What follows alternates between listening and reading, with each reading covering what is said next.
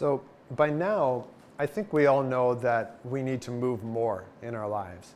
And one great and promoted way of moving, of course, is just walking. You know, walking can be an amazing exercise. And so a lot of people, along with other exercises, just think that if we just do more of them, it will be better. But is that really true? And to a certain extent it is, that if you just get more movement, that is going to be more health-inducing. But does it matter how I walk? And this is what I want to get into. And I started to touch on this in a previous video where I talked about how walking can either be a series of falling forward onto each next leg, or you can categorize walking as a series of single-legged controlled balances. And why does that matter? What's the difference? Well, the thing is if you are falling forward onto each leg, onto the next leg, it's kind of it's small, but it's a micro trauma. It's a little bit of a shock to your system with every step. And it has a whole kind of a series of undesired effects, such as you're going to get tighter calves, you're going to get more tension into your knees, tighter hip flexors, often pain in the lower back. It can even lead to hyperkyphosis, rounding of your spine over time. Now the reverse, the posterior driven gait, is associated with a whole bunch of health benefits as well, such as you're going to get longer hip flexors and a more health-inducing, like more actual contraction of your muscles that are needed for walking, which means that better blood flow and circulation. But also it can also help correct some of the kyphosis of the spine and straighten yourself up. But how do you know which one you're doing? Because we're not really walking around, most of us, not falling forward with like a lumbering step. So it's, we've smoothed it out enough that it seems normal.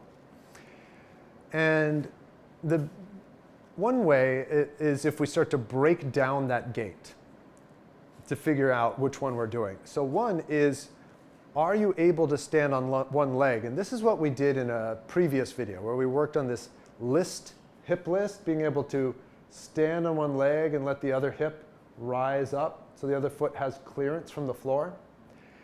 That's developing your ability to find that single leg balance. Now, the next one I would like to play with is being able to engage the backs of your legs, the posterior chain, your hamstrings and your butt muscles, in order to start to pull that leg behind you. Now here's the thing, is if you are in the habit of standing or walking with your hips forward, or maybe a tuck in the pelvis, maybe a bend in the knee, it's very likely that you're in that falling forward gait, kind of reaching a leg forward and falling onto it. But it's also very probable that you have very short hamstrings.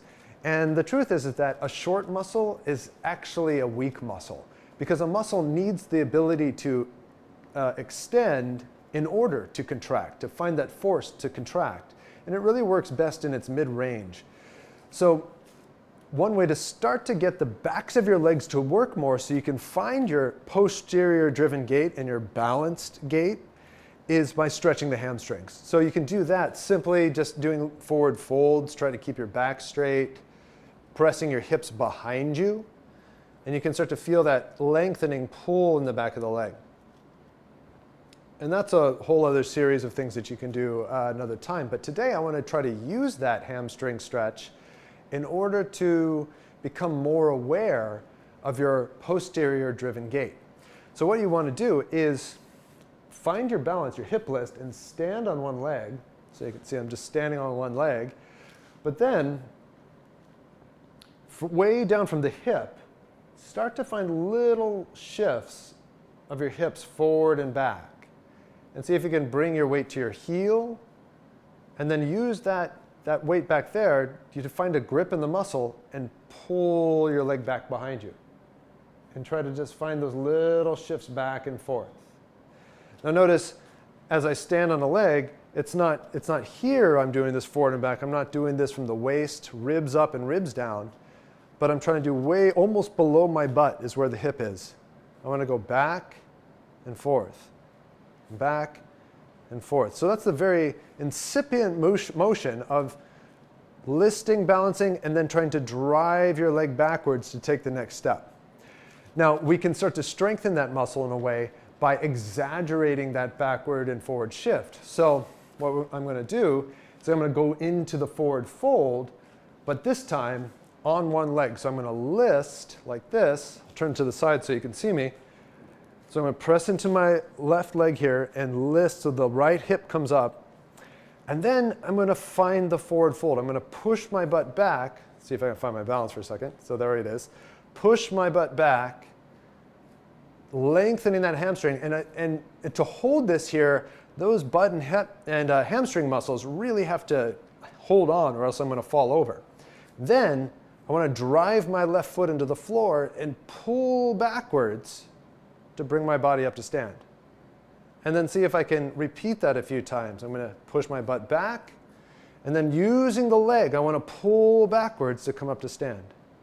And that's starting to develop the backward pull of the leg. You can do that on both sides. And it really doesn't take very many of these to feel the effect, to feel really like, woo, there's a lot of work going on in those muscles to go this far. Lost my balance a little bit. Pulling backward to stand, and then letting that hamstring lengthen. Pulling backward, contracting the hamstring to stand, and letting it lengthen. And eventually that becomes standing and pulling the leg further back to begin to take your walk forward. So those two things, try to balance and just shift a little forward and back. And that's something you can do all day long, along with your hip list. And then try to deepen that motion to really engage the fuller range of motion of the muscle. And you'll find yourself you'll find the difference at that point between falling forward onto a leg and using the leg to drive your body forward. So anyway, a couple things to think about and play with. I hope you have fun with that. I'll see you next week.